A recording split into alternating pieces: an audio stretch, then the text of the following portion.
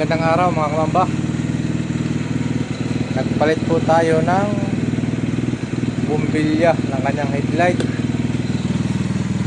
Ito po ay Motor Star.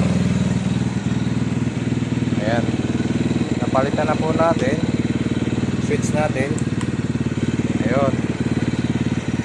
Ilaw po. Ganyan lang po kasimple magpalit ng bumbilya. Subalit hindi po umiilaw ang kanyang low beam, high beam lang ang umiilaw.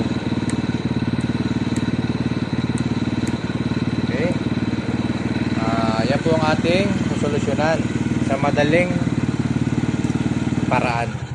Tayo po muna natin. Ito'y umiilaw lang kapag nakabukas ang kanyang makina. Hindi po naka battery drive ang kanyang ilaw. High beam lang ang kanyang may ilaw.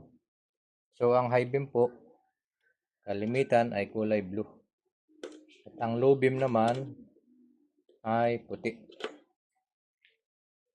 At ang parlight dito ay Motor Star ito. Brown na may stripe na puti. Kung mapapansin po natin ay binalatan ko po ng konting nag-splice. Ganon din po din sa kulay puti na sa low beam. Binalatan ko na rin po. Binalatan ko na po ito ng konting.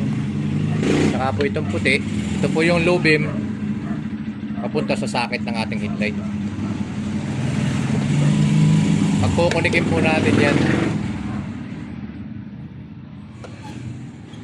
Ayan. Ganyan lang po ang ating gagawin para magkaroon ng supply ang low beam ng ating headlight. Ayan. Ganyan lang po. Simple. Okay. Check po natin ating papaandarin. Kanina, walang supply ang low beam. High beam lang. Andarin po natin. Ito po yung kanyang switch. Ayan. Nakalo na po yan. High beam.